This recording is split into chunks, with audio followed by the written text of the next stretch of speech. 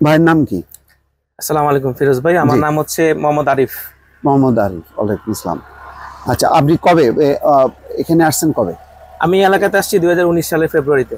ফেব্রুয়ারিতে পর্তুগালে। জি। তারপরে এই অঞ্চলে এসে আমি এখানে চলে আসছি। এখানে আসছেন। জি। এখানে কিভাবে আসলেন আর কি কাজ করতেছেন একটু বলেন আমাদের। এখানে আসলে আমি মালয়েশিয়া থেকে পর্তুগালে আসা। হুম। তো আসার পরে মালয়েশিয়া কি করতেন আপনি? মালয়েশিয়া আমি আমার ব্যাচেলর কমপ্লিট করছি, দেন মাস্টার্সে ভর্তি হওয়ার পরে এখানে চলে আসছি। আচ্ছা, তারপরে এখানে এই যে একটা কাজে যুক্ত হবেন, এটা কিভাবে বুঝতে পারলেন যে এটা? আসলে এখানে আমি ওয়ার্কার হিসেবে কাজ শুরু করি। যখন আমি পর্তুগালে আসি কাজের অনেক সংকট ছিল, এবং তখন হচ্ছে এখানকার লিগ্যাল হওয়ার জন্য কাজের খুব দরকার ছিল, কন্ট্রাক্ট এবং সবকিছু। এটা আসলে লিগ্যাল ভাবে পাওয়ার জন্য কাজটাই আমারই ছিল। তো নতুন অবস্থা, কাউকে চিনতাম না, কাজও ছিল না। তো শুনেছি যে এগ্রিকালচারের কাজ আছে এবং ডকুমেন্টস খুব তাড়াতাড়ি পাওয়া যায় এগ্রিকালচারের থেকে। তখন আমি এখানে কাজে আসি, কাজের উদ্দেশ্যে। তো আসার পর আমি কাজ শুরু করি, 2 বছর আমি এখানে কাজ করেছি এবং এই ফিল্ডে আমি কাজ করেছি। ফিল্ড মানে এই যে ধরেন এটা হচ্ছে ব্ল্যাকবেরি। জি। আচ্ছা, এই মানে এইটা উৎপাদন করেন? হ্যাঁ, এখানে হচ্ছে আমরা লজিস্টিক এবং সাপ্লাইয়ের কাজ করি। আচ্ছা, সাপ্লাইয়ের কাজ করেন। জি। আচ্ছা, উৎপাদনের কাজ না? উৎপাদন হচ্ছে যারা ফিল্ড ওনার তারা হচ্ছে এই প্রোডাকশনের কাজ করে, তাদেরকে আমরা সার্বিক সহায়তা, এই কাজগুলো আমরা কি সাপোর্ট দেন? যেমন হচ্ছে এটা যখন গাছটা শুরু হয়, রোপণ থেকে শুরু করে এই গাছের পরিচর্যা আছে, তারপরে এই গাছের ফুড স্পিকিং আছে। আমরা তো দেখতেছি যে এই যে টবের মধ্যে সব। জি, এখানে টবের মধ্যে সবকিছু করা হয়। আচ্ছা, তারপরে বলেন। তো এই ফুড স্পিকিং থেকে শুরু করে এগুলো হচ্ছে সাপ্লায়ারদের কাছ থেকে পৌঁছায় দেওয়া পর্যন্ত যেই পিরিয়ডের মধ্যে যে কাজগুলো থাকে, এগুলো হচ্ছে আমরা মালিককে হেল্প করি আর কি।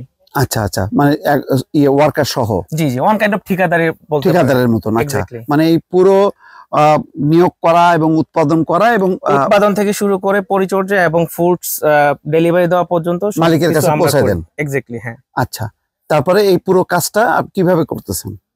এগুলো হচ্ছে আমার ওয়ার্কার রয়েছে, আমার কোম্পানিতে আমি নিয়োগ দেই। আচ্ছা, তাদেরকে দিয়ে, এবং আমি নিজেও সুপারভাইজিং এবং আমার কিছু সুপারভাইজার রয়েছে, তাদেরকে সাথে নিয়ে আমি কাজগুলো শেষ করি আর কি। আচ্ছা, তো তারপরে আপনার অভিজ্ঞতাটা কি বলেন তো এটা করতে এসে?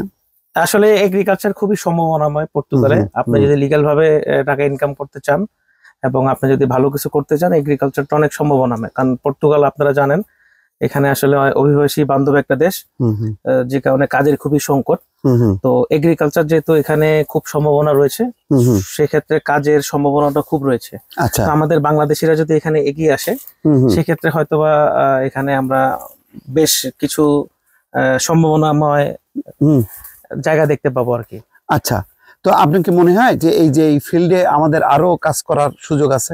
অবশ্যই রয়েছে। আমরা যদি দক্ষ জনবল নিয়োগ করতে পারি এবং আমরা যদি আমাদের ধৈর্য দেখাতে পারি, কারণ আসলে এগ্রিকালচার শুনলে অনেকে ভাবে যে আমি গ্রাজুয়েশন, যেমন আমি গ্রাজুয়েশন কমপ্লিট করে এসেছি, আমার জন্য এখানে জব করাটা অনেক স্ট্রাগল ছিল। আমার ফ্যামিলি থেকে বলতো, তুমি গ্রাজুয়েশন কমপ্লিট করে কেন তুমি এগ্রিকালচারে জব করবে?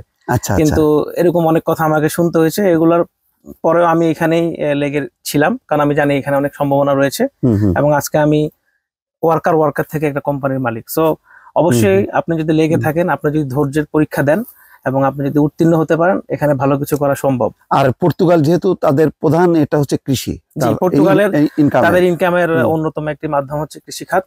এখান থেকে তারা অনেক, কারণ তাদের আবহাওয়া এবং তাদের যেহেতু ওয়ার্কারদের বেতন এখানে তুলনামূলক অন্যান্য ইউরোপিয়ান দেশের তুলনায় এখানে কম, সেক্ষেত্রে এখানে ব্যাপক সম্ভাবনা রয়েছে। আচ্ছা, তো আপনি মোটামুটি এখন স্যাটিসফাইড যে এই কাজ, এই পেশাতেই বা এই কোম্পানিতেই আপনি সার্ভাইভ করবেন? এখানে আমি স্যাটিসফাইড এবং আমি আমাকে আরো এগিয়ে নিয়ে যেতে চাই। এখানে আসলে এখন তো আমি যেটা আপনাকে শুরুতে বলেছিলাম, আমি শুধু সাপ্লাইতে আছি, বাট অদূর ভবিষ্যতে আমি প্রোডাকশনও নিজেকে নিয়োজিত করতে চাই। ধন্যবাদ আপনাকে।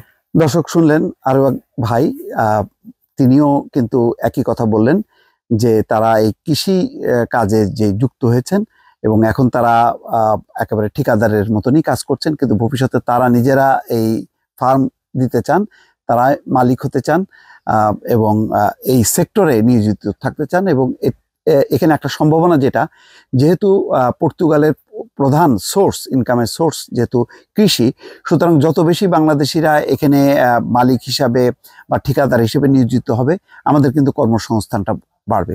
এটা একটা বড় একটা সম্ভাবনার দিক। দর্শক ভালো থাকবেন, আল্লাহ হাফেজ।